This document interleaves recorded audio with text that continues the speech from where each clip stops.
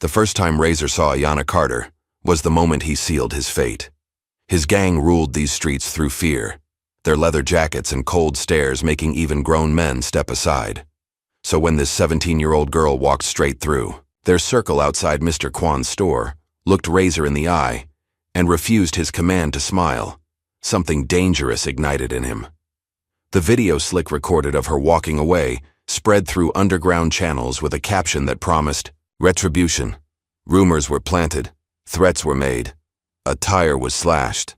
But what they didn't see in that quiet, confident stride was 12 years of karate discipline under Coach Takashi's watchful eye. What they couldn't recognize in those steady hands was the precision of a black belt who taught self-defense to younger girls every weekend. By the time they realized their mistake, it would be too late. The hunter would become the hunted, and Ayanna Carter would teach them exactly what happens when you mistake composure for weakness. Just before we get back to it, I'd love to know where you're watching from today. And if you're enjoying these stories, make sure you're subscribed, because tomorrow's special episode is one you definitely don't want to miss. The evening air hung heavy with humidity as Ayanna Carter made her way down the cracked sidewalk toward home. Her karate gi was neatly folded in her backpack, the black belt hidden from view. Not that she'd ever flaunt it. At 17, Ayanna had mastered the art of being simultaneously invisible and unmistakable. Tall for her age with close-cropped natural hair that framed intense brown eyes, she moved with the fluid confidence of someone who knew exactly what her body was capable of. "Hey, baby girl," her father called from the kitchen as she entered their modest apartment. James Carter stood at the stove, stirring something that smelled deliciously of garlic and spices. His security guard uniform was hung neatly on the back of a chair, ready for tomorrow's shift. "Hey, Dad," Ayanna replied, dropping her backpack on the counter. "Need help?" James shook his head, the corners of his eyes crinkling with warmth. 20 years in the military had left him with impeccable posture and a spine of steel, but retirement had softened his edges. Now he worked security at the local mall, his military precision redirected toward keeping their neighborhood safe and putting food on the table. "Nah, I got this. How was class?" "Good. Coach Takashi wants me to help with the younger kids more often. Says I have a knack for it." James nodded approvingly. "That man knows talent when he sees it. Those little girls look up to you, you know." Ayanna shrugged, but inside she felt a small glow of pride. Every Saturday morning, she taught basic self-defense to a group of girls from the community center. Most were from families like hers, working hard, getting by, but always conscious of the neighborhood's growing problems. "Dad, have you noticed more of those guys hanging around the corner by Mrs. Wilson's place?" she asked, filling a glass with water. James's stirring slowed. "The ones with the leather jackets? Yeah, they're moving in on 8th Street now too. People are talking." The people James referred to were the tight-knit community that had formed, the backbone of their neighborhood for decades. Shop owners like Mr. Kwan, who'd run the corner store for 30 years. Teachers like Ms. Grayson, who'd taught 3 generations of local kids. They were good people, hard-working people, now whispering about the leather-clad newcomers who seemed to materialize on more corners each week. "Just stay clear of them, Ayanna," her father said, his voice taking on the firm edge she recognized from childhood. "Those types only bring trouble." "I know, Dad." She didn't mention that she'd already encountered them more than once. No need to worry him. After dinner, Ayanna retreated to her room to study. Her phone buzzed with a text from Lena. "You still coming to help me with that film project tomorrow?" Ayanna smiled. Lena Jackson had been her best friend since 4th grade. Bold where Ayanna was reserved, loud where Ayanna was quiet. With her bright clothes and constantly changing hairstyles, Lena aspired to be the next Ava DuVernay, filming everything and anything that caught her artistic eye. "Yeah, I'll be there. Bringing Malik too if that's cool." "Perfect. My mom's making those cookies he likes. See you at 2." Ayanna set her phone down, thinking about their little trio. If Lena was fire, Malik Thompson was earth, grounded, thoughtful, and brilliant with anything technical. The quiet genius had harbored a crush on Ayanna since middle school, something everyone knew but tactfully ignored. Together, The three of them had navigated the complicated waters of high school, forming a protective bubble around each other. She turned back to her textbook, but found her mind wandering to the encounter earlier that week. She'd stopped at Mr. Kwan's store after karate practice, needing to grab some milk for her dad. The group had been lounging outside, taking up the entire entrance. 4 of them, 3 men and 1 woman, all in matching leather jackets adorned with some kind of emblem she couldn't quite make out. The tallest one had been leaning against the doorframe, his arms covered in tattoos, a cigarette dangling from his lips. The others flanked him like satellites, a slender man with slicked back hair, a shorter but muscular guy with a twitchy energy, and a woman with hard eyes and hair dyed a brilliant purple. Ayanna had approached calmly, her gym bag slung over one shoulder. "Excuse me," she'd said politely but firmly. The tall one, clearly the leader, had looked her up and down with deliberate slowness. His friends snickered. But instead of waiting for permission, Ayanna had simply walked between them, maintaining eye contact with the leader as she passed. "Watch your tone," the twitchy one had muttered as she entered the store. Mr. Kwan had looked nervous when she approached the counter. "Ayanna, those people outside, I know, Mr. Kwan. It's fine." But it wasn't fine, not really, because when she'd thus exited the store minutes later, they were still there and the leader had stepped directly into her path. "Girl like you should smile more," he'd said, blowing smoke in her direction. "Pretty face like that." Ayanna had met his gaze steadily. "Don't tell me what to do," she'd replied, her voice even, and walked away. She'd felt their eyes on her back all the way down the block. That's when she'd noticed the slender one had his phone out, filming her. Something about the way they'd watched her retreat made her skin crawl, but she'd pushed the feeling aside. She'd dealt with worse.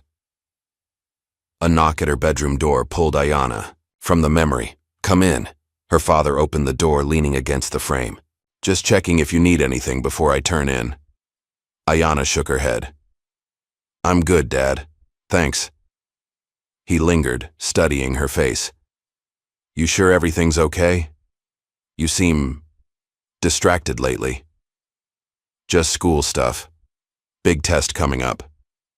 James nodded, slowly, clearly not entirely convinced. "You know you can talk to me about anything, right? You don't always have to fight alone." Ayanna gave him a small smile. "Some fights find you anyway." Her father's expression shifted almost imperceptibly. It was something she'd seen many times, the face of a man who understood exactly what she meant, who'd fought battles of his own. He nodded once and closed the door.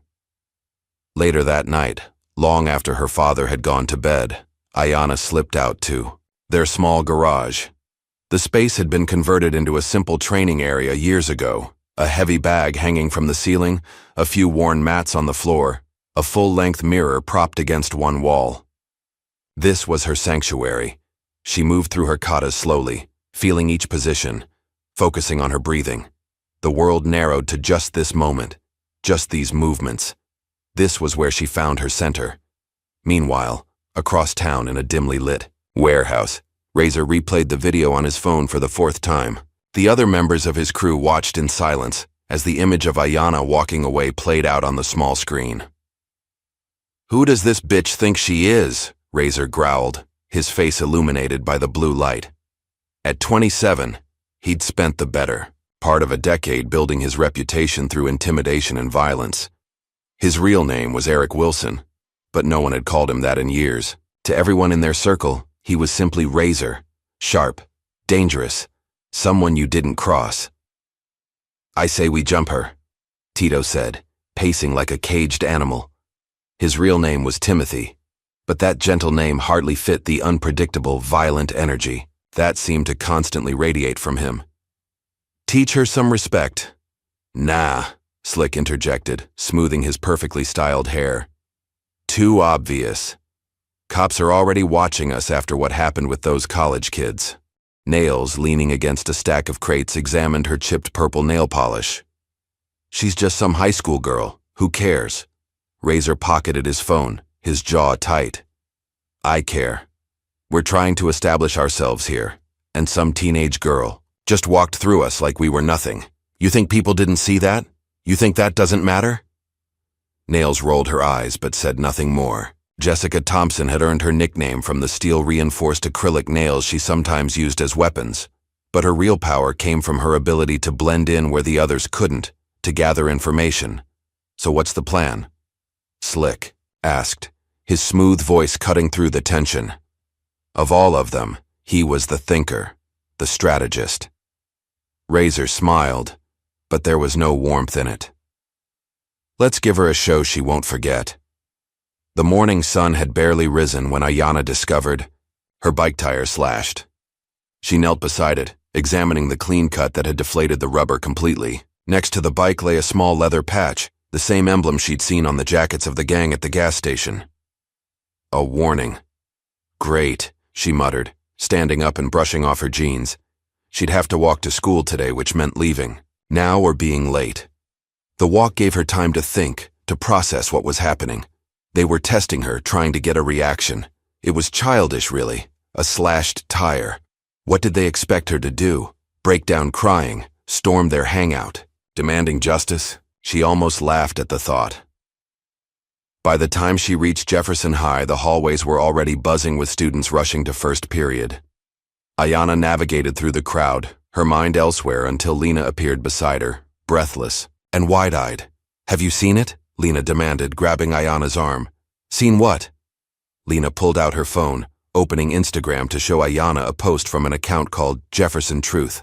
The post showed a blurry photo of Ayanna leaving Mr. Kwan's store, with text implying she was sleeping with one of the gang members. "What the hell?" Ayanna whispered, scanning the comments. Dozens of students had already seen it, commenting and speculating. "Who would post this?" Lena asked, her filmmaker's instinct for drama temporarily overriding her outrage. "I have a pretty good idea," Ayanna replied, her voice tight. She handed the phone back to Lena just as the first bell rang. "I've got to get to class. We'll talk at lunch." Throughout the morning, Ayanna felt the stares and whispers follow her. Some students looked at her with judgment, others with a sick curiosity. By third period, the rumor had evolved. Now she was supposedly dating the gang leader. Now she was selling drugs for them. The stories grew more outlandish with each telling.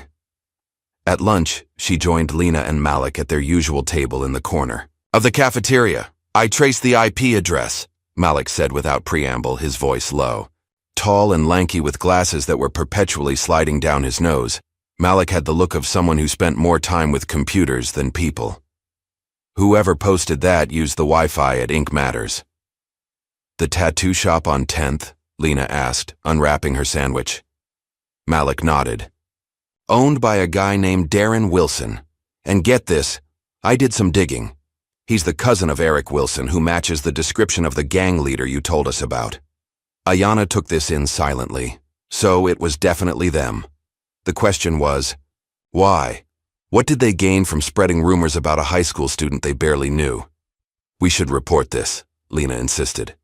"This is harassment." "And say what?" Ayanna countered. "That some guys I offended by not smiling are now spreading rumors? The school administration can barely handle regular bullying, let alone gang intimidation." "So what's your plan?" Malik asked, his eyes concerned behind his glasses. "Just ignore." "It." Ayanna sighed. "For now, yes. They want a reaction. I'm not giving them one." But ignoring the situation proved increasingly difficult. Later that afternoon, when she should have been at the dojo for her regular training session, Ayanna found herself sitting alone on a bench in the park, turning her phone over and over in her hands. "Skipping practice is not like you," a voice said, startling her. Coach Takashi stood a few feet away, his compact frame exuding the same calm strength it always did. At 62, the Japanese-American sensei moved with the grace of someone his age, his salt and pepper hair the only indication of his years. "I didn't feel like it today," Ayanna replied, making room for him on the bench. Takashi sat beside her, his gaze fixed on the children playing on the swings across from them.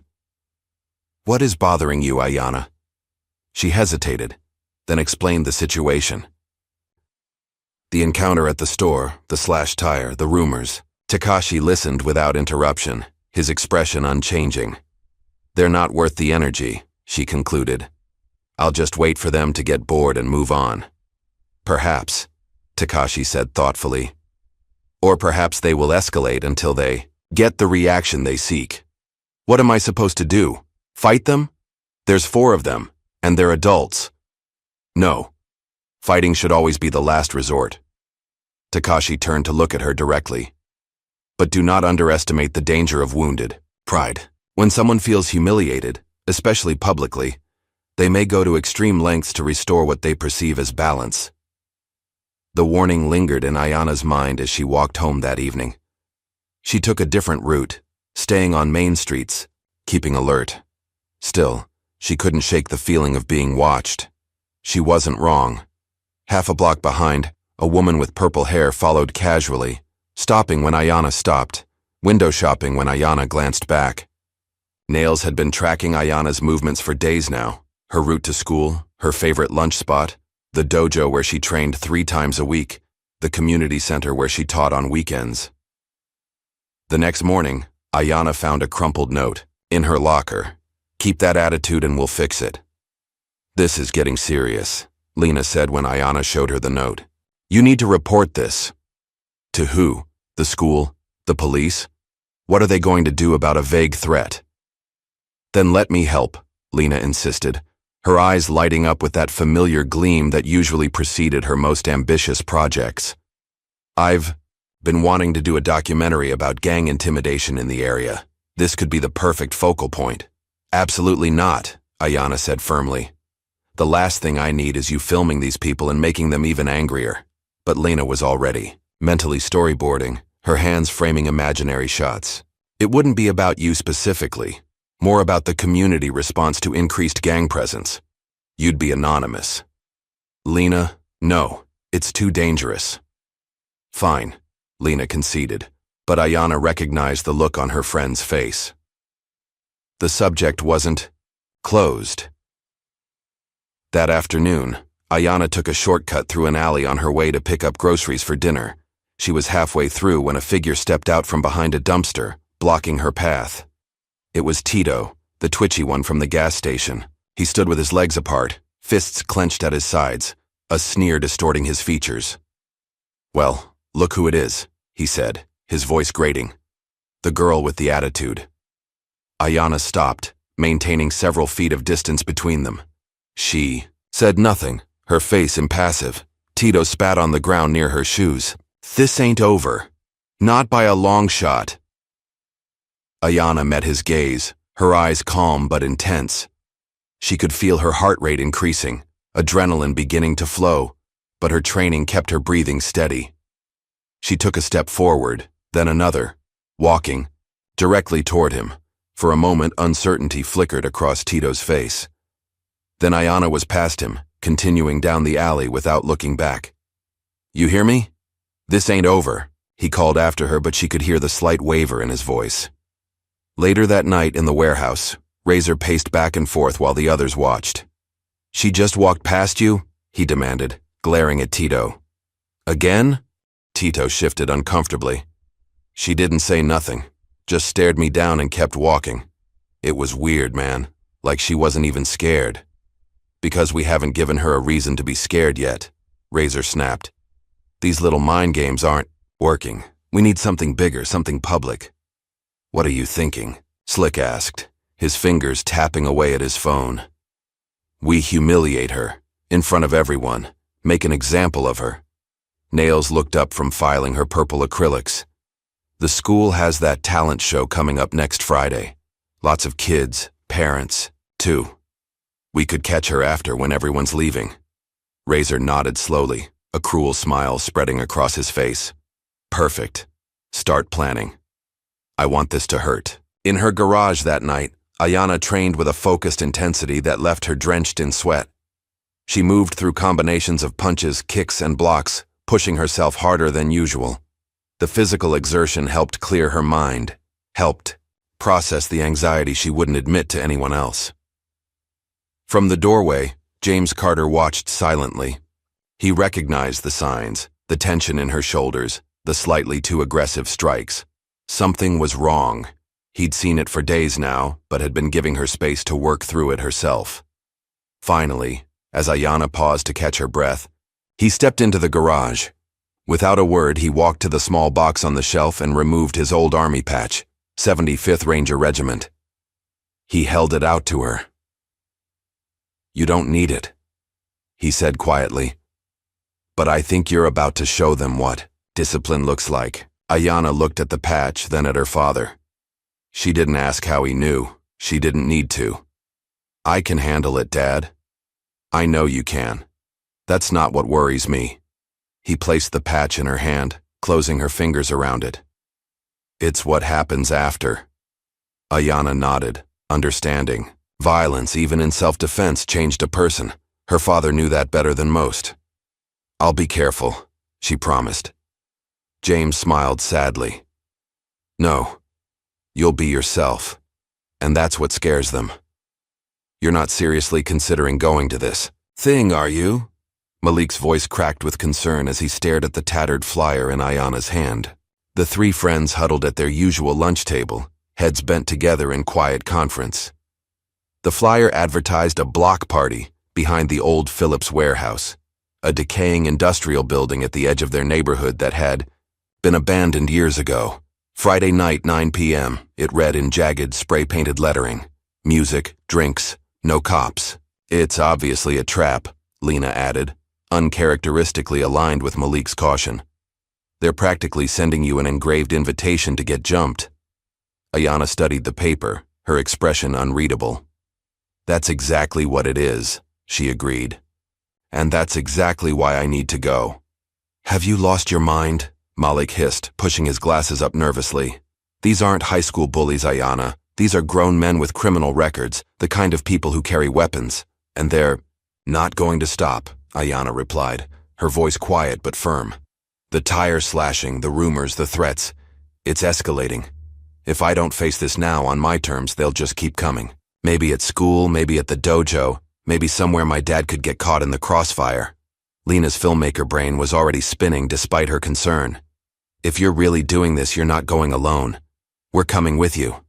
"Absolutely not." Ayanna's tone left no room for argument. "This is between me and them."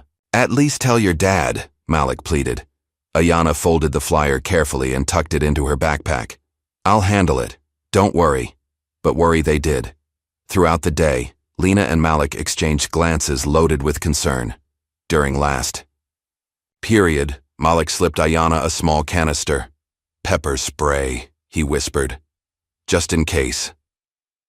After school, Ayanna headed home, her mind busy with preparation. Her father was working a double shift tonight, which simplified things. No need to lie about where she was going. She'd leave a note saying she was at the dojo with Coach Takashi, not a complete lie as she planned to stop there first. In her room, she laid out her clothes carefully. Dark jeans, a fitted black hoodie, and her most flexible sneakers. Underneath, she would wear the lightweight compression gear she used for tournament sparring, thin but protective, allowing full range of movement without restricting her. At 6, she headed to the dojo. Coach Takashi was finishing up a children's class when she arrived. He acknowledged her with a slight nod as she bowed at the entrance and took a seat on the bench to wait. After the last child had been picked up, Takashi approached her, toweling sweat from his forehead. "You are not dressed for training," he observed. "I need to talk to you about something," Ayanna said. For the next 20 minutes, she outlined the situation and her plan. Takashi listened without interruption, his weathered face revealing nothing. "You understand this is what they want," he said finally. "To isolate you. To create a scenario where they control the environment. Yes. And still you choose to go." "I do." Takashi studied her for a long moment. "There is a fine line between courage and foolishness, Ayanna. The warrior who seeks battle unnecessarily may find themselves in a war they cannot win." "I'm not seeking battle," she replied. "It's already found me. I'm just choosing the battleground." Takashi sighed, then turned and walked to the small office at the back of the dojo. He returned with a small black case, which he placed in her hands. Smoke bombs, he explained. Non-toxic, but they create enough confusion to change the dynamic of a confrontation. Use them wisely. Ayana looked up at her mentor, surprised. You're not going to try to stop me? A ghost of a smile crossed Takashi's face. Would it work if I did? By 8:30, Ayana was making her way toward the warehouse, the night air cool against her face. The neighborhood grew progressively more desolate as she walked. Boarded-up storefronts, vacant lots, scattered trash. She kept to the shadows, alert. To every sound and movement, 2 blocks from the warehouse, her phone buzzed. A text from Malik. We're in position. NW corner of the building. Be careful. Despite her instructions, her friends had come anyway.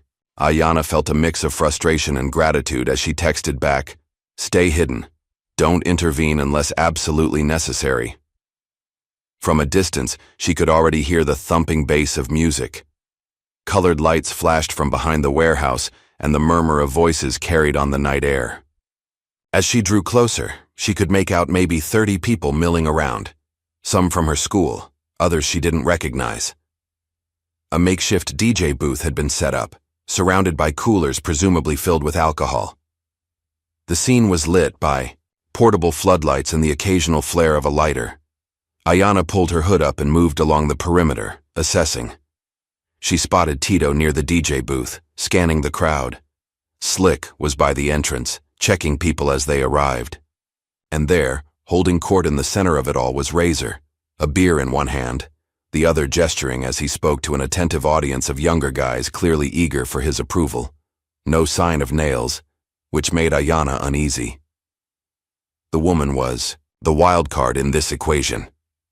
For nearly 20 minutes, Ayana circled the gathering, staying just out of sight.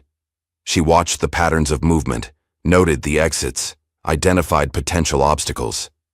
Then, having seen enough, she stepped into the light. The effect was immediate. A ripple of recognition spread through the crowd, conversations faltering, heads turning. Slick, noticing the shift in energy, looked up and spotted her. He nudged Razor, who turned slowly. A smile spread across Razor's face, the kind of smile a predator might give upon cornering its prey. He raised his hand and the DJ cut the music. The sudden silence fell heavy across the yard. Well, well, well, Razor announced, his voice carrying in the quiet. Look who decided to join the party. Ayana stood her ground as Razor approached, Tito and Slick falling in behind him. The crowd parted to create a circle around them, eager spectators to the drama unfolding. Thought you could embarrass us? Razor asked, stopping a few feet from her. His breath smelled of beer and cigarettes. Thought you could just walk away? Ayana said nothing, her eyes never leaving his face. Nothing to say now? Razor taunted. No smart comments? No attitude? From the corner of her eye, Ayana saw Tito shifting position, moving to her right. Slick had his phone out, recording, and there was Nails, emerging from the shadows to complete the circle. Let me explain how this is going to work, Razor continued, enjoying his audience. You're going to apologize, on camera, for disrespecting me and my crew. Then you're going to get down on your knees and beg for forgiveness. And if I'm feeling generous, maybe we'll let you walk out of here with just a few bruises instead of broken bones. Murmurs rippled through the watching crowd. Some looked uncomfortable, others excited by the prospect of violence. No one moved. To intervene, and if I don't? Ayana asked, her voice calm and clear in the silence. Razor's smile widened. Then we make an example of you.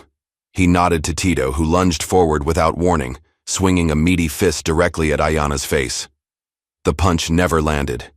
In one fluid movement, Ayana sidestepped, caught Tito's extended arm, and used his momentum to flip him over her hip. He hit the ground with a heavy thud, the impact knocking the wind from his lungs. A collective gasp rose from the onlookers. For a split second, the scene froze. Tito gasping on the ground, Razor's smile faltering, Ayana balanced and ready. Then chaos erupted. Slick rushed her from behind, attempting to grab her in a bear hug. Ayana dropped her weight, breaking his grip, then spun with a sweeping leg kick that took his feet out from under him.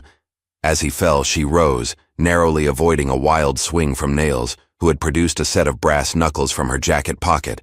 "Get her!" Razor shouted, his voice cracking with rage. He reached behind his back and pulled out a switchblade, the blade snapping open with a metallic click. Ayanna moved like water, fluid, relentless, finding the path of least resistance. Every strike from her attackers met empty air as she dodged and weaved. When she counterattacked, her movements were precise and controlled, using their own force against them. Tito, back on his feet, charged like a bull. Ayanna sidestepped at the last moment, adding a push that sent him crashing through a stack of empty barrels.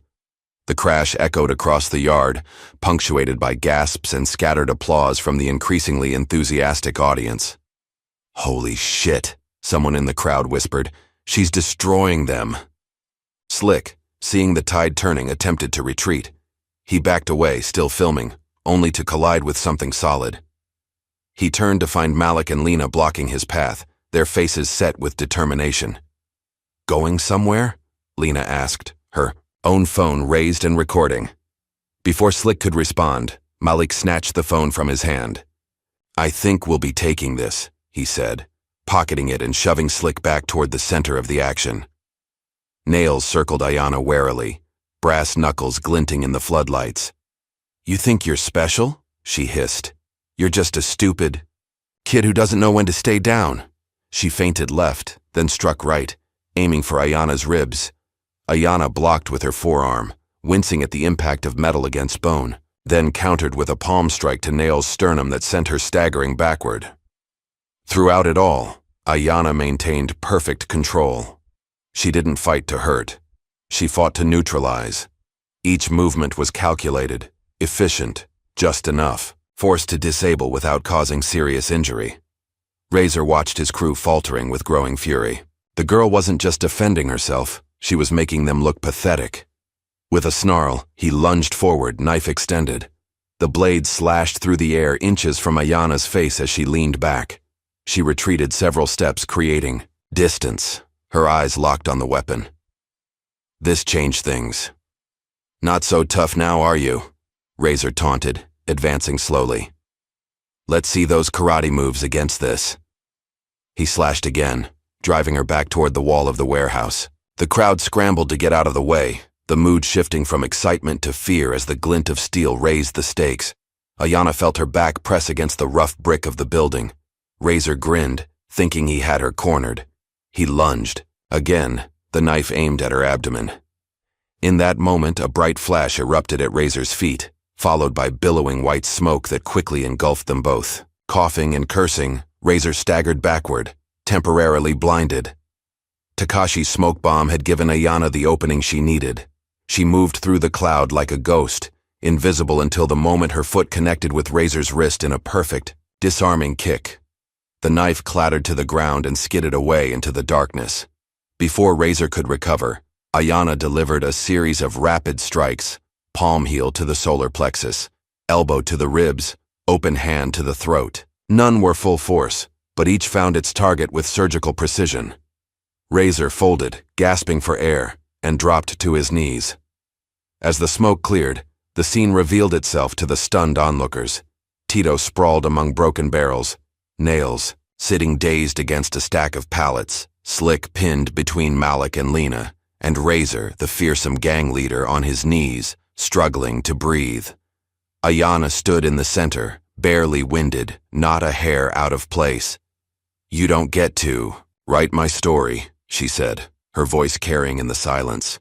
"And you don't get to decide my worth." In the distance, sirens wailed. Someone in the crowd had called the police.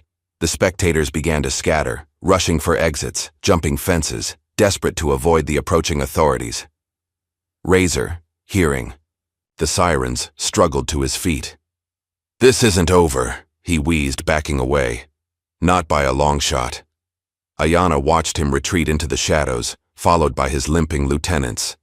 She made no move to pursue. The battle was won, for tonight at least.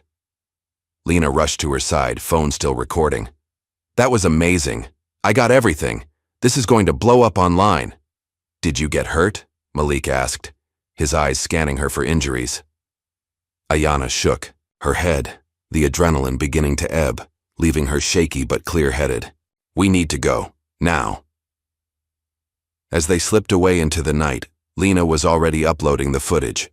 By morning, the video would have over 1 million views, with the caption, "Girl destroys whole gang without breaking a sweat." Ayana's face was mostly hidden by her hood, but the legend was born. James Carter sat at the kitchen table, his coffee untouched, his eyes fixed on the tablet before him. The video played for the third time, a dark, chaotic sequence showing a hooded figure systematically dismantling 4 attackers. Though the face was obscured, he would recognize his daughter's movements anywhere. He paused the video, ran a hand over his face, and checked the time. 6:15 a.m. Ayana would be up soon, preparing for school as if nothing had happened, as if she hadn't been in mortal danger just hours ago. The sound of a door opening drew his attention. Ayana appeared in the hallway, freezing when she saw him sitting there. For a long moment, neither spoke. "Dad, she began. "Sit down," he said, his voice carefully controlled. Ayana sat across from him, her posture straight, her eyes steady. James studied her face, looking for cuts, bruises, any sign of what she'd been through. There was only a small scrape on her forearm. "When were you going to tell me?" he asked. "Today," she answered honestly. "After school." James nodded slowly, then turned the tablet toward her. "This is all over the internet. Nearly 2 million views already." Ayana's eyes widened slightly. "I didn't know Lena would upload it so fast." "That's not the point, Ayana." James's composure cracked, his voice rising. "You could have been killed. That man had a knife." "I knew what I was doing," she replied, her tone even. "I've been training for this my whole life. Training to fight gangs? To take on armed criminals? Is that what you think I've been preparing?" "You for all these years?" Ayana met his gaze unflinchingly. "You taught me to stand up for myself, to be strong, to face problems head on." "Not like this," James said, shaking his head. "Not by putting yourself in harm's way deliberately." "They weren't going to stop, Dad. The harassment was escalating. They slashed my tire, threatened me at school, spread rumors. What was I supposed to do? Wait until they caught me alone somewhere? Or came here?" James stared at his daughter, seeing for the first time not just the child he'd raised, but the woman she was becoming. Fierce, principled, uncompromising. So much like her mother it made his chest ache. "You should have come to me," he said finally, his anger deflating. "We could have handled this together." "Would you have let me face them?" Ayana asked. James was silent, knowing the answer. "That's why I didn't tell you," she said softly. "Some fights you have to face yourself." The fight drained out of James, completely. He reached across the table and took her hand, examining the scraped knuckles with a mixture of concern and pride. "You shouldn't have had to do this," he said, his voice thick with emotion. "But damn, you did it right." Tears welled in Ayana's eyes, not from pain or fear, but from the relief of her father's understanding. James pulled her into a fierce hug, holding her with the desperation of a parent who had almost lost everything. "No more secret fights," he whispered against her hair. "Promise me." Ayana nodded against his shoulder. "Promise." At school, the atmosphere had changed dramatically. News of the warehouse confrontation had spread like wildfire, transforming Ayana overnight from ordinary student to near mythical figure. People stared as she walked the hallways, conversations halting as she passed, resuming in excited whispers in her wake. "There she is. That's her, the one from the video. Did you see how she took down that big guy?" Lena was in her element, basking in the reflected glory as the videographer who had captured the now viral moment. Malik remained quieter, concerned about potential repercussions. "The video has over 3 million views now," Lena announced, joining. "Ayana and Malik at lunch, and I got an email from Youth Empowerment Coalition. They want to feature it in their anti-violence campaign." "Great," Ayana replied without enthusiasm. "Just what I need, more attention." "This is serious," Malik warned, lowering his voice. "Those guys are probably furious. They got humiliated in front of everyone. You think they're just going to let that go? They've been identified in the comments, Lena added. Someone recognized Razor as Eric Wilson. Apparently he's got a record: assault, drug dealing, weapons charges. Ayanna pushed her food around her plate, appetite gone. Did anyone mention police involvement? A few people said cops showed up, but most of the gang got away, Malik said. You need to be careful, Ayanna. Really careful. Before she could respond, her phone buzzed with a message from the school office. Please report to Principal Thornton's office immediately. Principal Thornton was waiting when she arrived, his normally jovial face set in serious lines. Miss Carter, please sit down. Ayanna took the offered seat, back straight, hands folded in her lap. I've received some concerning information, Thornton began, adjusting his tie nervously. About an incident involving you and several known gang members. Yes, sir. Would you care to explain what happened? Ayanna gave him the abbreviated version, leaving out her deliberate decision to attend the party. Thornton listened with growing alarm. This is extremely serious, he said when she finished. These individuals have violent criminal histories. The police have informed me that there may be a risk of retaliation. I understand. Given the circumstances, we believe it would be in your best interest to switch to our online learning program for the remainder of the semester. You could complete your coursework from home where you'd be safe. Ayanna's jaw tightened. No. Thornton blinked, taken aback. Excuse me? I said no. I won't be driven out of school because of their threats. That's exactly what they want. To control me through fear. Miss Carter, this isn't about fear, it's about your safety. My safety is my responsibility, Ayanna replied firmly, and I refuse to hide. After school, Ayanna was met by a police officer who introduced himself as Detective Morris. He escorted her to a nearby patrol car where his partner waited. We'd like to ask you some questions about what happened last night, Morris explained as they drove to the station. We've been building a case against Eric Wilson's gang for months, and this incident could provide valuable evidence. At the station, Ayanna was led to a small interview room. For the next hour, she answered questions, identified photos, and provided details about the harassment leading up to the warehouse confrontation. The detectives were particularly interested in the knife Razor had pulled. Unfortunately, Detective Morris said, reviewing his notes, while the video clearly shows Wilson attacking you with a knife, his face is partially obscured by the smoke. His lawyer could argue it's not definitive identification. So he gets away with it? Ayanna asked, frustration evident in her voice. For now, possibly, but this adds to our case file. And we've arrested 2 of his associates on existing warrants. Morris leaned forward, his expression serious. Miss Carter, I need you to understand something. Men like Wilson don't take humiliation well. They can't afford to lose face, especially publicly. You need to be extremely vigilant. Ayanna nodded, the weight of the situation settling more firmly on her shoulders. Later that evening, she visited the dojo. Coach Takashi was alone, methodically cleaning the training mats. I wasn't sure you'd come today, he said without looking up. I wanted to thank you, Ayanna replied, for the smoke bombs. They may have saved my life. Takashi straightened, studying her face. You fought well from what I hear. Controlled, precise. I did what I had to do. And now? What will you do now? Ayanna hesitated. I don't know. Everyone's telling me to hide, to be careful, but that feels like letting them win. Takashi set aside his cleaning cloth and walked to the center of the mat. He gestured for Ayanna to join him. When she did, he surprised her by bowing deeply. The bow, of respect given to a senior practitioner, not a student.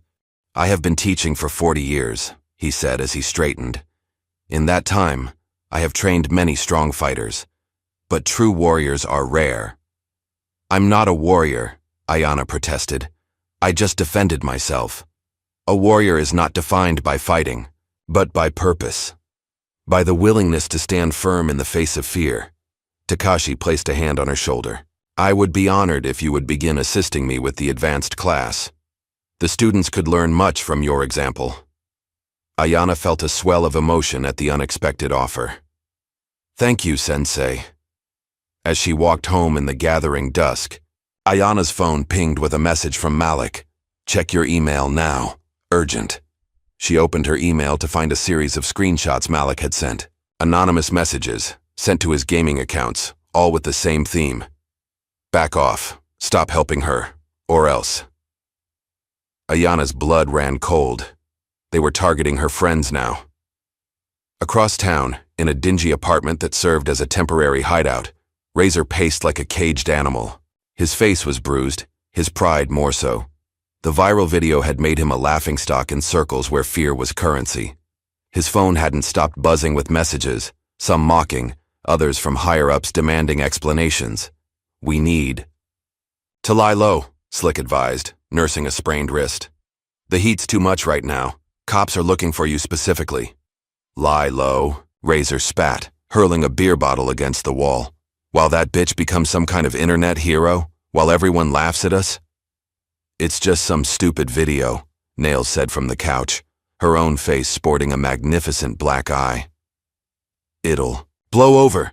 It's not about the video, Razor shouted. It's about respect, about consequences. No one humiliates me and walks away clean. No one. So what's the plan? Tito asked, his eagerness for violence undimmed despite his injuries. Razor stopped pacing, a cold smile spreading across his face. We hit her where it hurts. Not just her, everyone around her. Her friends, her precious dojo, her daddy. We take everything, piece by piece. That's obsession, not justice, Nails observed, her voice flat. You're going to get us all locked up. Razor turned on her, eyes burning with a dangerous light. You with me or not? Nails held his gaze for a long moment before looking away. Whatever. Just don't expect me to take another beating from Karate Kid. Outside the dojo the next morning, Coach Takashi stood in stunned silence. The front windows had been smashed, glass littering the sidewalk. Inside, the destruction was methodical. Equipment slashed, mirrors shattered, training dummies dismembered. Spray painted across the back wall in blood-red letters, Round 2 is coming. When Ayana arrived minutes later, summoned by Takashi's terse text, she surveyed the damage with a face carved from stone. This was no longer about her pride or safety. This was war, and innocent people were caught in the crossfire. I'm sorry, she said quietly to Takashi. This is my fault. The old sensei shook his head, his eyes on the ruined dojo. No, this is the work of weak men who fear strong women. The fault is theirs alone. Ayana knelt to pick up a torn black belt. From the floor, one that had belonged to a teenage student who had worked for years to earn it. They fear you now, Takashi continued, watching her. That's why they're desperate. Ayana nodded slowly, understanding dawning in her eyes. Fear. That was the key. Razor didn't just want revenge. He needed to reassert his power, to make people fear him again, and she had taken that power away. As police officers arrived to document the vandalism, Ayana stepped outside, pulling out her phone. She called. Her father first, warning him to be extra vigilant at work and home. Then Lena and Malik, confirming they were safe, but urging caution. Finally, she texted Coach Takashi, "This ends now. I have a plan." The morning sun filtered through the shattered windows of the dojo, casting fractured light across the destruction. Ayana stood in the center of what had once been a sanctuary, her fingers trailing over the slashed punching bags, their stuffing spilling out like viscera. The floorboards had been gouged with what must have been crowbars or axes, leaving splintered wood in their wake. Coach Takashi moved methodically through the space, cataloging the damage for insurance purposes, his face impassive. But Ayana knew her mentor well enough to see the tension in his shoulders, the careful control in his movements that masked a deep, burning anger. They were thorough, Takashi said finally, setting down his clipboard. Professional. This isn't random vandalism, Ayana agreed. It's a message, Takashi nodded. They fear you now. That's why they're desperate. A small group of students had gathered outside, held back by police tape. Among them were some of the younger girls Ayana taught on weekends, their faces pressed against the glass, eyes wide with confusion and dismay. One of them spotted Ayana and waved tentatively. Ayana waved back, forcing a reassuring smile. These children trusted her, looked up to her, and now they were witnessing the consequences of violence entering their safe space. "We'll rebuild," Takashi said, following her gaze to the children. Stronger than before. Ayana's phone buzzed. A text from Malik. "Need to talk. Not over phone. My place ASAP." The urgency in his message set off alarm bells. "I have to go," she told Takashi. "Will you be okay here?" "Go," he nodded. "And Ayana, watch your back." 20 minutes later, she arrived at Malik's house, immediately noticing the shattered windows on the first floor. The garage door had been spray-painted with a single word: snitch. Malik's mother answered the door, her normally warm face tight with worry. "He's upstairs," she said. "The police just left." Ayana found Malik in his bedroom, surrounded by computer equipment. His eyes were bloodshot from lack of sleep, his movements jittery. "What happened?" she demanded. "They came last night," he explained, voice low. "Around 3 a.m., broke the windows, tagged the garage. My dad heard the noise and turned on the floodlights, which scared them off. Are you hurt?" "No, but—" He swiveled his monitor toward her. On the screen were dozens of messages, all sent to his various online accounts. Each contained some variation of the same threat. "Stop helping her. Back off. We know where you live." "My parents want to send me to my aunt's in Portland until this blows over," Malik continued. "They're scared, Ayana, and honestly, so am I." Ayana felt sick. First the dojo, now Malik's home. Where would they strike next? Lena's, her father's workplace. The community center where she taught self-defense? "You should go," she said quietly. "Get somewhere safe." "And leave you to handle this alone? No way. This isn't your fight, Malik." "It became my fight when they targeted my family," he insisted, a rare flash of anger crossing his face. "Besides, I've been working on something." He pulled up another window on his computer, showing what appeared to be a map of the neighborhood with several red dots blinking at different locations. "What am I looking at?" Ayana asked. "I've been tracking their movements," Malik explained, his confidence returning as he slipped into tech speak. "After the warehouse, I planted a small tracker on Slick's jacket when I took his phone. It's been pinging locations for the past 36 hours. Ayana stared at him in disbelief. "You bugged a gang member?" "Technically, I just tracked his jacket," Malik said with a hint of pride. "Look at the pattern. They're operating in spirals, testing boundaries, circling closer to specific targets." Ayana studied the map, recognizing the methodology. It wasn't random at all. They were systematically mapping out the lives of everyone connected to her, identifying vulnerabilities. "They're planning something bigger," she murmured. Before Malik could respond, his phone chimed with a text. His face paled as he read it. "What is it?" Ayana asked. "It's from Lena. Someone hacked her accounts and deleted all her footage. The warehouse fight, the documentary interviews, everything. They sent her a video message. 'Delete us. We delete you.'" The walls seemed to close in around Ayana. This was escalating faster than she'd anticipated. Not just petty vandalism, but coordinated digital attacks, property destruction, explicit threats. "I need to think," she said, moving toward the window. Outside, the neighborhood looked deceptively peaceful. Children playing in yards, people walking dogs, ordinary life continuing while her world spiraled into chaos. A motorcycle rumbled down the street, slowing as it passed Malik's house. The rider wore a purple helmet that matched her hair. "Nails," Ayana whispered, ducking instinctively. But instead of continuing past, the motorcycle pulled into the driveway. Nails cut the engine, removed her helmet, and looked directly at the window where Ayana stood. "Stay here," Ayana told Malik, heading for the stairs. "Are you crazy? She's one of them, which is exactly why I need to talk to her." Outside, Nails leaned against her bike, arms crossed defensively. Up close, the bruising from their fight was vivid against her pale skin, a swollen cheekbone, split lip, darkened eye socket. "Nice work," she said, gesturing to her face. You've got good hands. What do you want? Ayanna asked, maintaining a safe distance. To warn you, Nails said, glancing around nervously. Razor's lost it. This isn't about gang stuff anymore. It's personal. He's obsessed. Why should I believe you?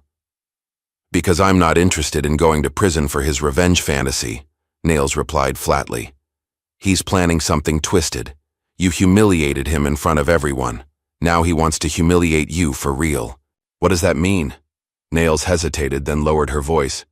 There's a community event next weekend, right? The talent show at the rec center? Ayanna nodded, her stomach clenching. He's planning to grab you there. Live stream it. Turn your legend into a warning. Nails pulled a cigarette from her pocket and lit it with shaking hands. I'm done with this shit. I signed up for a crew, not a cult. Razor's going to get us all locked up or killed. Why are you telling me this? Nails took a long drag, blew the smoke sideways away from Ayanna. Maybe I don't like seeing girls get hurt. Maybe I'm covering my ass. Does it matter? Before Ayanna could press further, Nails was back on her motorcycle, engine roaring to life. Watch yourself, she called over the noise. And we never had this conversation. As the motorcycle disappeared around the corner, Malik emerged from the house, his expression incredulous. Did she just help you? I think so, Ayanna replied, already pulling out her phone. I need to call my dad. James Carter took the news of Razor's plan with military calm, asking precise questions about timing, locations, potential escape routes. Only the tightening of his jaw betrayed his true feelings. I'm calling in some favors, he said once Ayanna had explained everything. I've got friends from my unit who owe me. We'll have eyes on every entrance of that community center. Dad, I don't want to cancel the talent show. The kids have been practicing for months. We're not canceling anything, James assured her. We're setting a trap of our own. Over the next 5 days, preparations took shape. James contacted former Rangers who now worked in private security. Malik set up a network of hidden cameras around the community center, linking them to a secure server that couldn't be hacked or deleted. Lena, despite losing her footage, began training volunteers from the film club to position themselves at strategic points with their cameras. Coach Takashi contributed as well, teaching Ayanna and her friends specific techniques for urban combat, how to fight in confined spaces, how to use environmental features to their advantage, how to escape zip ties and duct tape. On the evening, before the event, Ayanna walked alone into the empty community center. The space had been transformed for tomorrow's show, a stage with proper lighting, rows of folding chairs, a sound system borrowed from the high school. Soon, it would be filled with families, performers, community members, and somewhere among them, Razor and his crew, waiting to strike. Ayanna moved to the center of the room and closed her eyes. Her breathing slowed as she began a series of kata, the formalized movements that were the backbone of her training. Each position flowed into the next with precision and control, a moving meditation that cleared her mind and focused her energy. From the back of the room, James Carter watched his daughter with a mixture of pride and concern. He held an old tactical flashlight in his hands, methodically checking its function, a habit from his military days. They picked the wrong girl, he said softly, but his words carried in the empty space. Ayanna completed her kata and turned to her father, a newfound resolve in her eyes. Yes, she agreed. They did. The community center buzzed with excitement as the annual talent show got underway. The parking lot was full, the auditorium packed with parents, siblings, friends, and neighbors. On stage, a group of elementary school children performed a surprisingly coordinated dance routine to a popular song, drawing enthusiastic applause. Ayanna sat with her father in the middle row, her posture relaxed, but her senses hyper-alert. James wore civilian clothes, but the earpiece partially hidden by his collar betrayed his readiness. Throughout the audience, other former military men were similarly positioned. Ordinary-looking individuals with extraordinary training, their eyes constantly scanning. Backstage, Lena coordinated her film club volunteers, each equipped with a camera and assigned a specific zone to monitor. Malik had set up in a small office off the main corridor, surrounded by laptops, showing feeds from various security cameras he'd installed. As the third act began, A teenage boy performing an impressive card trick routine. Ayana's phone vibrated in her pocket. A text from an unknown number. 3 Minineer razors coming in from the South Alley. Nails had come through with her promised warning. Ayana caught her father's eye and gave a subtle nod. He touched his earpiece, murmuring instructions to his team. With practiced casualness, Ayana stood and made her way toward the exit, as if heading to the restroom. Once in the hallway, she moved swiftly toward the south entrance, texting Malik as she went. "They're here, South Alley. Start recording." On it came the immediate reply. "Drone is airborne. I see 3 figures approaching, Razor, Tito, and someone I don't recognize. They're dressed in dark clothes. Razor's carrying something, looks like a duffel bag." Ayana slipped through a side door into the warm evening air. The South Alley ran behind the community center, connecting to the main parking lot. It was dimly lit and lined with dumpsters, perfect for an ambush. Instead of hiding, Ayana deliberately made herself visible, then ducked around the corner. She dropped her hair tie on the ground, scuffed a clear footprint in a patch of dirt, and placed her phone on a window ledge, screen illuminated with a half-written text. "I'm at the south entrance. Where are why?" The bait was set. From her new position, behind an air conditioning unit, Ayana watched as 3 figures appeared at the mouth of the alley. Razor led the way, moving with predatory confidence, a duffel bag slung over his shoulder. Tito followed, nervously fingering something in his pocket.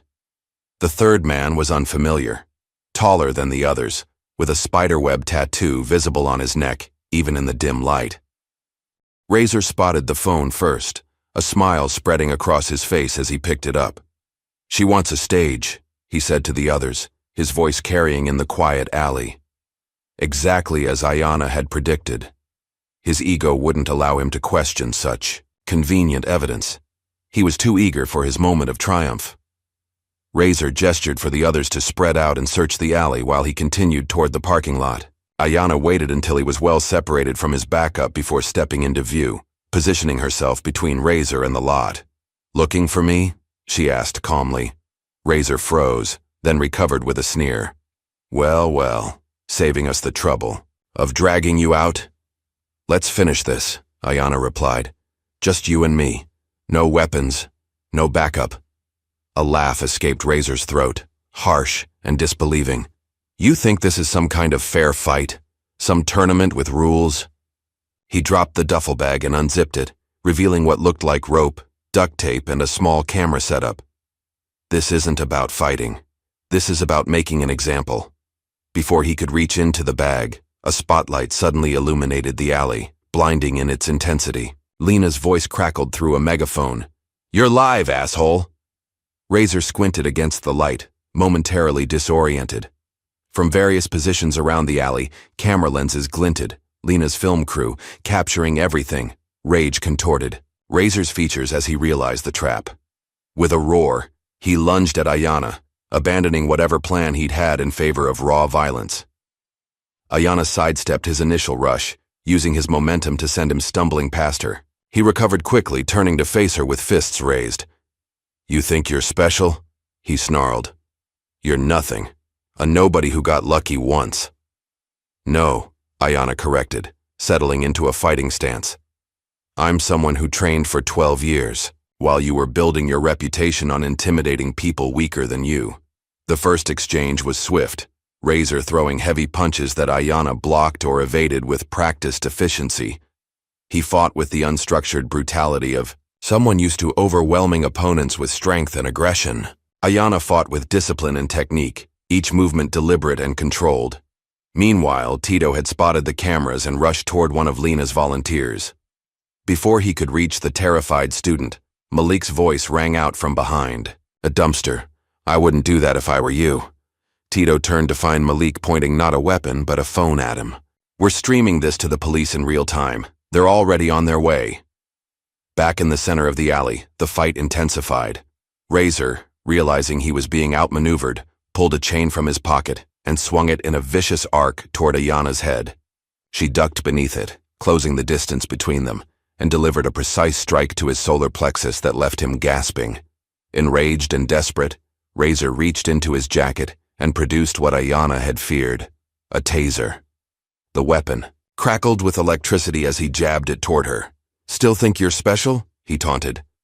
This time, Ayanna wasn't quite fast enough. The taser caught her arm, sending a jolt of electricity through her body. She staggered, momentarily paralyzed by the shock, and Razor pressed his advantage, moving in to finish what he'd started. But before he could reach her, a small object arced through the air, landing at his feet. With a pop and a hiss, one of Takashi's smoke bombs exploded, filling the space between them with thick white vapor. Coach Takashi's voice called from somewhere in the smoke. "Ayanna, focus!" The momentary distraction gave Ayanna precious seconds to recover. Though her arm still tingled painfully, she centered herself, remembering her training. In the disorienting smoke, she had the advantage. Years of practicing kata with her eyes closed had honed her spatial awareness to near perfection.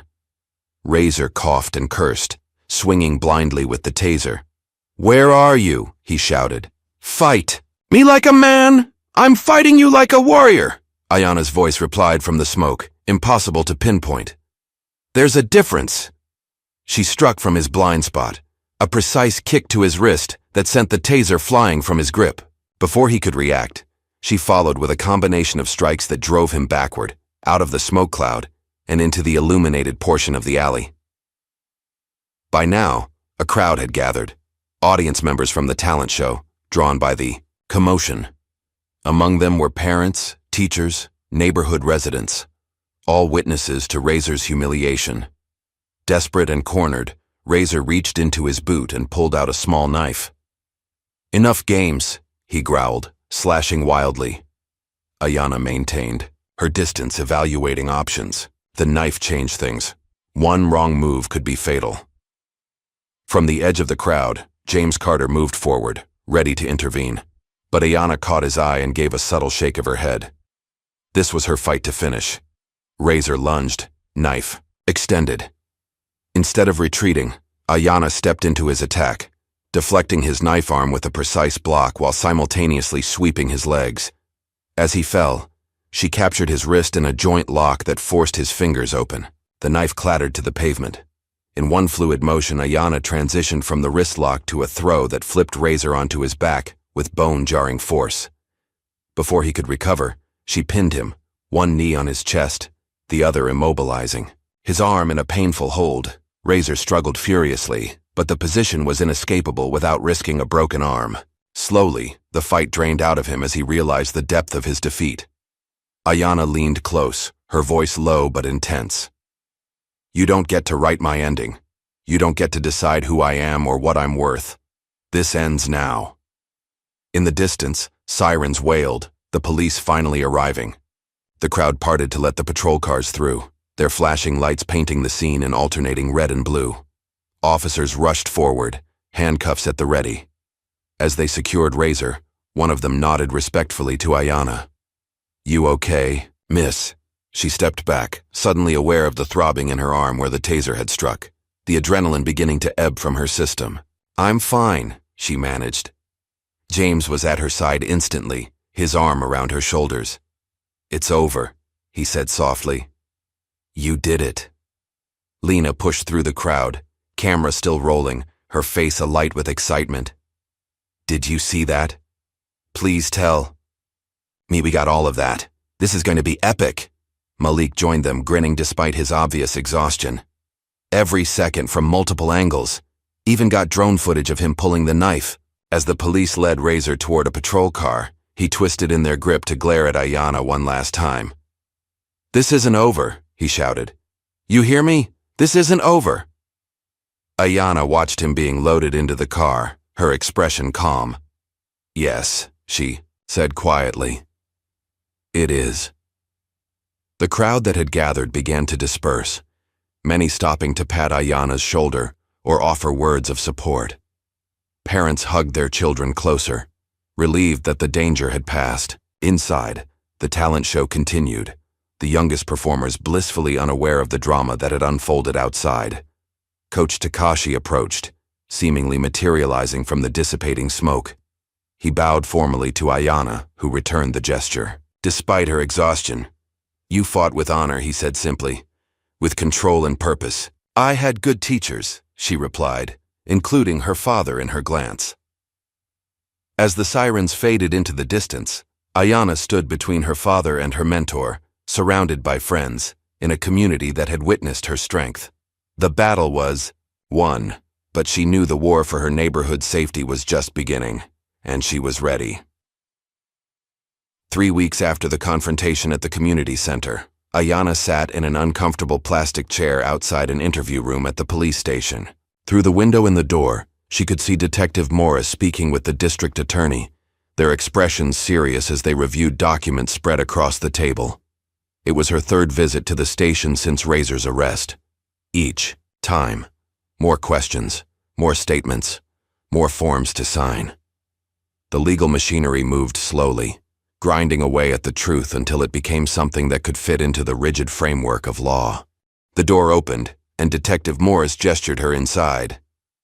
Thanks for coming in again, Ayanna. We've got some updates we wanted to share with you. The district attorney, a sharp-featured woman named Carson, offered a tight smile as Ayanna took a seat. We've filed formal charges against Eric Wilson, she began without preamble. Assault with a deadly weapon, conspiracy, attempted kidnapping, cyberstalking, and several parole violations from previous convictions. What about the others? Ayanna asked. Tito, Slick, Timothy Davis, and Marcus Allen, Morris clarified, using their real names. They're cooperating with the investigation. Apparently, the prospect of extended prison time has loosened their tongues. Considerably. They're turning on Razor? Ayanna couldn't hide her surprise. Fear is a powerful motivator, Carson said dryly. And your friend's video evidence left them with few options. They're providing information on several other illegal operations Wilson was involved in. Drug trafficking, protection rackets, even a car theft ring. Morris slid a folder across the table. We've also identified the third man from the alley, the one with the spiderweb tattoo.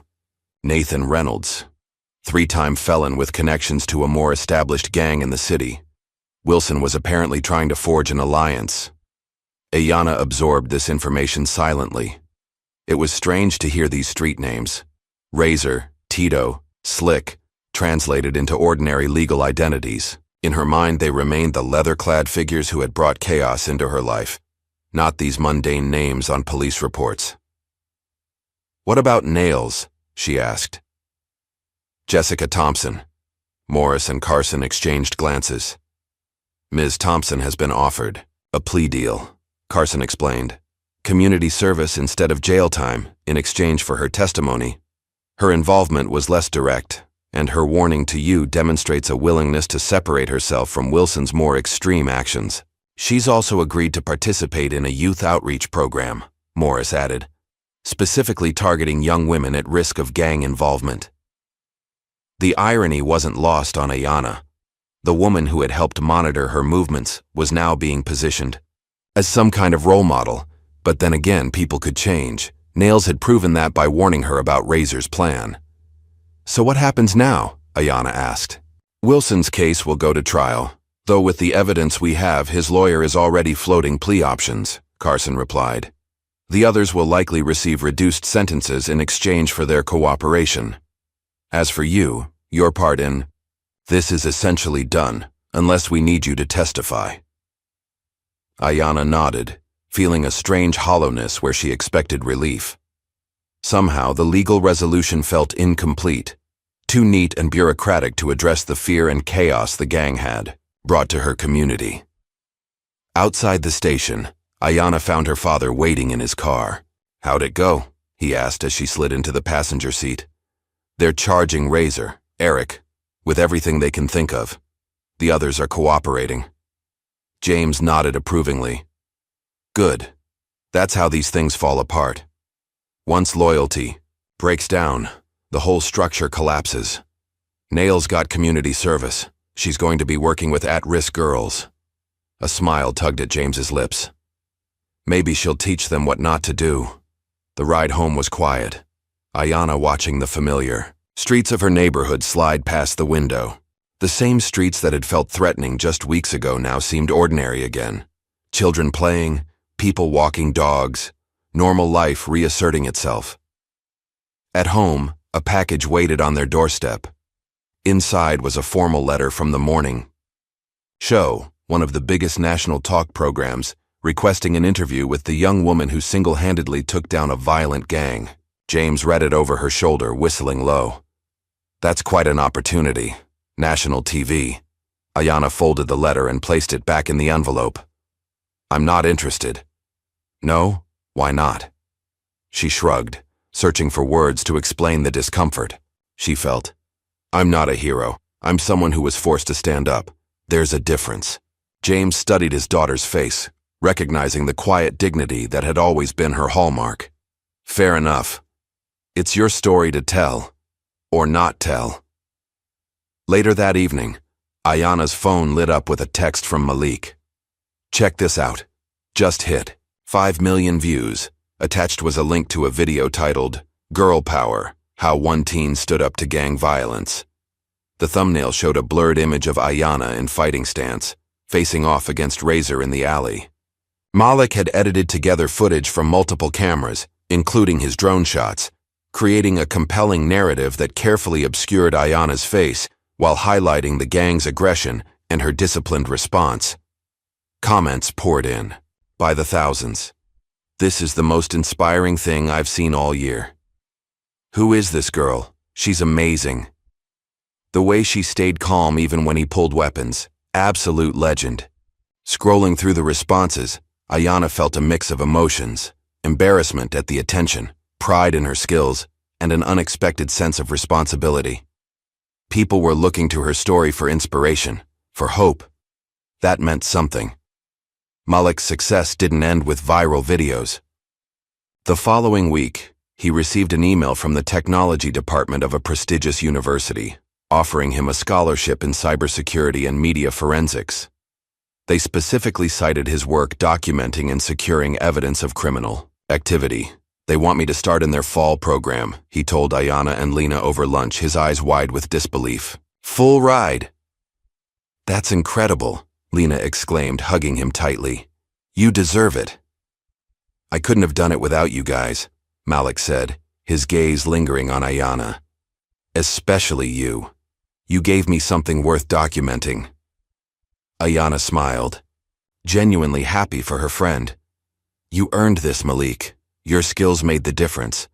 Lena's own project was resurging as well. Though her original footage had been deleted in the hack, she had maintained backup drives that contained most of her documentary material. With the added drama of the community center confrontation, her film had evolved from a local interest piece to a powerful statement on community resistance to gang intimidation. The Youth Film Festival accepted my submission, she announced proudly. They want me to present it at the opening night showcase.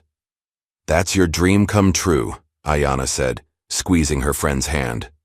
One of them, Lena agreed. Now I just need to finish editing the final cut. I was wondering if you'd be willing to do a proper interview. Nothing that shows your face if you don't want, but your voice, your perspective. It would really complete the narrative. Ayanna hesitated. She'd been avoiding the spotlight, declining the national TV request and several local news interviews. But this was Lena, her best friend, and perhaps telling the story her way, in a thoughtful documentary rather than sensationalized news segments, was the right choice. Okay, she agreed, but I get final approval on what you use. Lena's face lit up. Absolutely, thank you. That evening, Ayanna returned home to find her father sitting on the edge of her bed, staring at a framed photo of her mother. It was unusual to see him in her room, and even more unusual to catch him in such an unguarded moment of remembrance. Dad? She said softly from the doorway. James looked up, and Ayanna was startled to see tears in his eyes. In all the years since her mother's death, she had rarely seen her father cry. I was just thinking, he said, his voice rough, about how proud your mom would be, of the woman you've become. Ayanna sat beside him, leaning her head against his shoulder as she had done as a child. I hope so. I know so, James insisted. You've got her spirit, her strength. They sat in silence for a moment, both feeling the presence of the woman who had shaped their lives. Her in the 9 years before cancer took her, him in the brief but powerful marriage that had changed, him forever. You know, James said finally. "I thought I was protecting you all these years, encouraging your karate training, teaching you to be strong and independent. But somewhere along the way, you became someone who protects everyone else." He turned to look at her directly, tears flowing freely now. "I'm so damn proud of you, Ayanna. So proud." The wall of composure Ayanna had maintained through weeks of tension finally crumbled. She buried her face against her father's shoulder and sobbed, releasing fear, stress, and relief in a flood of emotion. James held her tightly, his own tears falling into her hair, father and daughter finding healing in their shared vulnerability. The following Monday, Ayanna was called into Principal Thornton's office. She entered cautiously, half expecting another lecture about her safety or school policy. Instead, she found Thornton standing with several members of the school board and the superintendent. "Ayanna," Thornton began, his tone more respectful than she'd ever heard from him. "We wanted to speak with you about recent events. Here it comes," she thought. More concern, more suggestions that she switch to online learning. "First," the superintendent said, stepping forward, "we want to apologize." Ayanna blinked in surprise. "Apologize? For not taking the gang threat seriously enough when they first appeared," Thornton explained. "For suggesting you remove yourself from school rather than addressing the underlying safety issues. That was wrong." The school board president, a severe-looking woman in a tailored suit, nodded. "We've implemented new security protocols and anti-gang measures district-wide, and we'd like to invite you to help lead a new peer safety council, students advising administration on real-world concerns." Ayanna was speechless. She'd expected resistance, not recognition. "You've shown extraordinary courage and judgment," the superintendent continued. "The kind of leadership we should be nurturing, not hiding away." After the meeting, Ayanna walked through the school hallways with a strange new awareness. Students and teachers alike greeted her with newfound respect, not celebrity, something deeper. She had become a symbol of resistance, of refusing to be intimidated. It was a mantle she hadn't sought, but one she would try to wear with dignity. The dojo that afternoon, she found Coach Takashi overseeing a small team of volunteers. The interior had been transformed from the wreckage she'd last seen. New mats covered the floor, fresh mirrors lined the walls, and equipment had been replaced and upgraded. "The insurance came through?" she asked, surveying the improvements. "That, and community donations," Takashi replied. "Once word spread about what happened, people wanted to help. We received more than double what we needed for repairs." He led her to the back wall, where a colorful mural was taking shape under the brushes of several art students. The design showed a female figure in mid-kick, surrounded by symbols of strength and resilience. Beneath it, in bold lettering, "You are enough." "We wanted something to inspire the students," Takashi explained, "especially the young girls." Ayanna traced the outline of the figure with her eyes, recognizing her own silhouette though the face remained abstract. "It's beautiful." "The extra donations will fund scholarships," Takashi continued, "for children who couldn't otherwise afford training. The first recipients start next week." That evening, Ayanna found herself drawn to the alley where she had first confronted Tito, the beginning of the escalation that had changed everything. The narrow passage was quiet now, unremarkable, just a shortcut between streets. She walked its length slowly, memories washing over her. The fear she'd felt, but hadn't shown. The calculations she'd made in those tense moments. The decision to stand her ground rather than retreat. In the middle of the alley, Ayanna stopped. She closed her eyes and took a deep breath, centering herself as she had been taught. Then, in the silence, she bowed deeply, a gesture of respect, not to an opponent, but to herself, to the journey, to the growth that comes from facing fear. When she straightened, her steps were lighter, her shoulders straighter. She walked out of the alley and into the evening light, calm confidence in every movement. Spring gave way to summer, bringing with it the end of the school year and new beginnings. For Ayanna, the most unexpected arrival was a letter bearing the emblem of the International Martial Arts University in Tokyo. one of the most prestigious training centers in the world. They're offering you a full scholarship? James asked, reading the letter with widening eyes. Room, board, tuition, everything? Ayana nodded, still processing the news herself. Coach Takashi submitted an application on my behalf. He included videos from tournaments plus, she hesitated, footage from the confrontations with Razor's gang.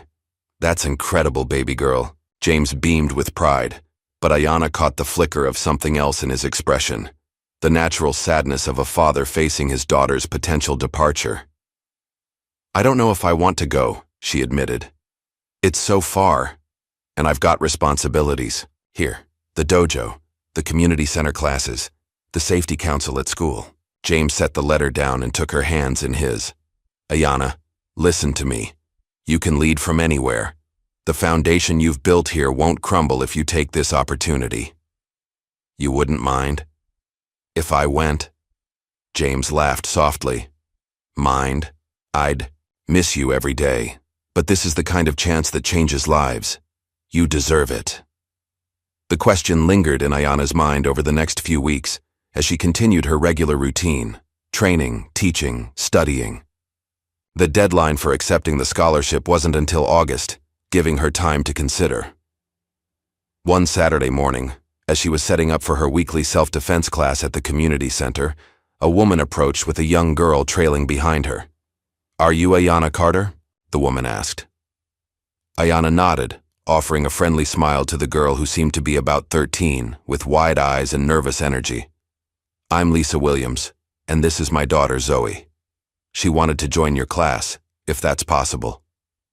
Ayana knelt to eye level with Zoe. Have you ever done any self-defense training before? Zoe shook her head, eyes downcast. No, but I need to learn. Something in the girl's tone, a mixture of determination and vulnerability, resonated with Ayana. What made you want to start now? Zoe glanced at her mother, who nodded encouragingly. Some girls at school have been picking on me, pushing me around. Yesterday they took my backpack and threw it in a puddle. The familiar story twisted in Ayana's chest. And you want to fight them?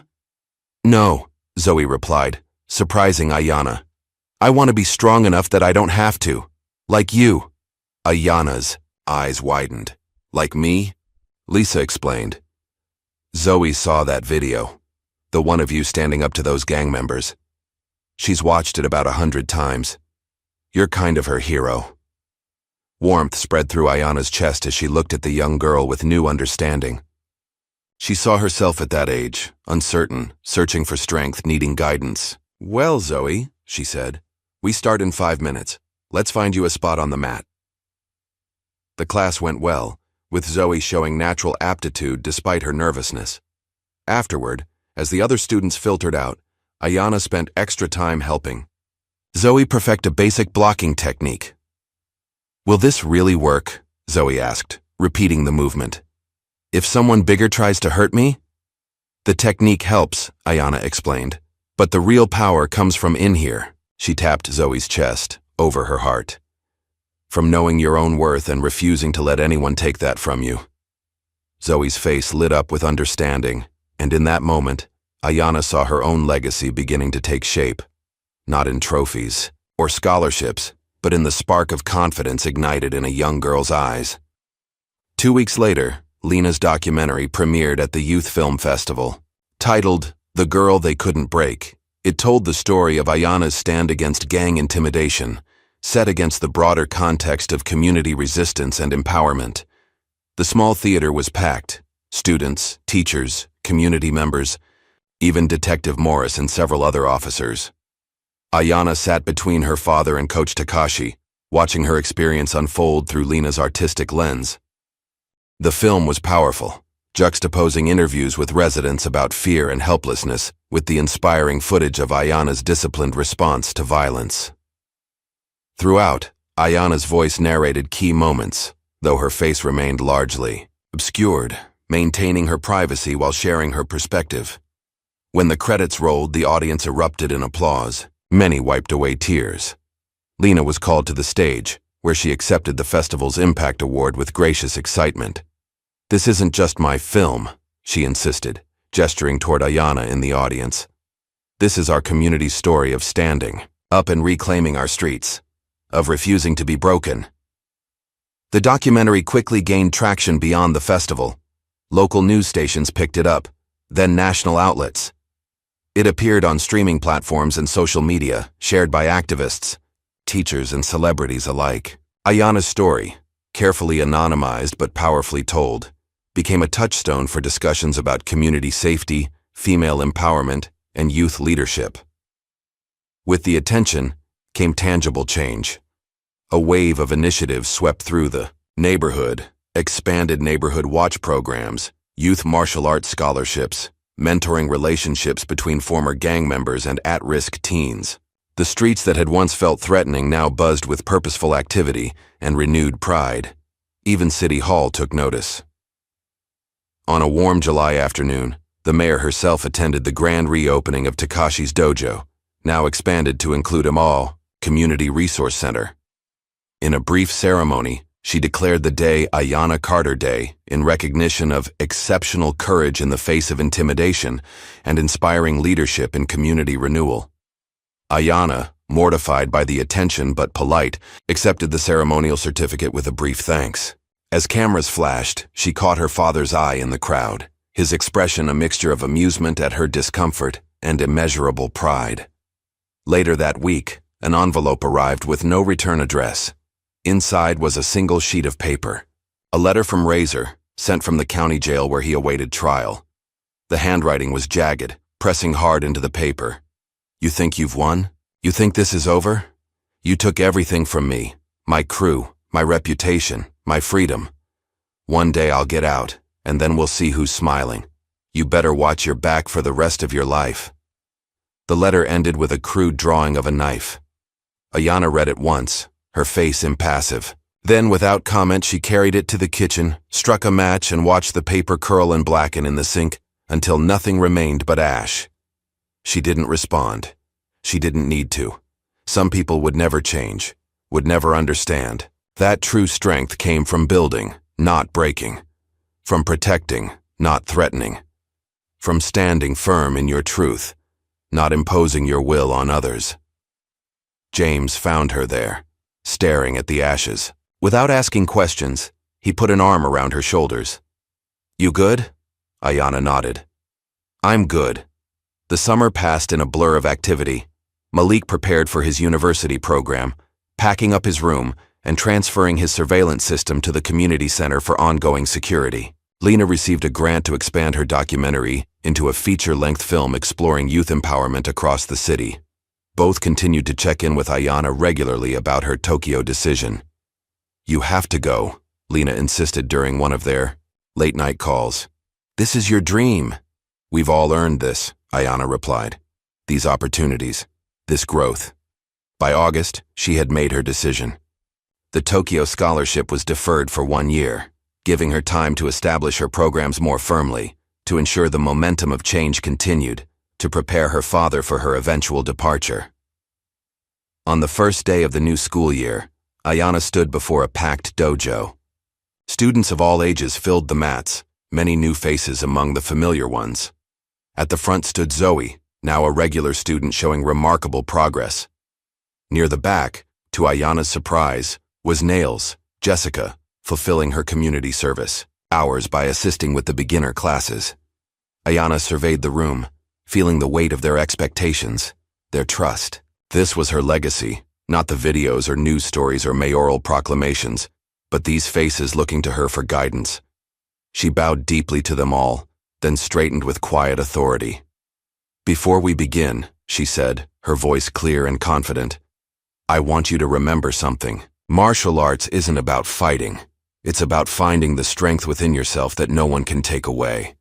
It's about standing firm in who you are, even when the world tries to break you." She caught Zoe's eye and smiled. "You are enough, exactly as you are. Today we'll practice the forms that help us remember that truth." With that, Ayana began leading the warm-up, moving with the fluid grace that came from years of disciplined training. The students followed, mirroring her movements, beginning their own journeys toward inner strength. Outside, the mural of Ayana in mid-kick gleamed in the morning sun, a silent testament to courage. Above it, newly painted words captured the essence of her story. Strength isn't about how hard you hit, it's about how much you refuse to be broken. Have you ever wondered what untapped strength lies within you, waiting for the moment when fear meets courage? Like, subscribe, and share for more stories about ordinary heroes who discover their extraordinary power when it matters most.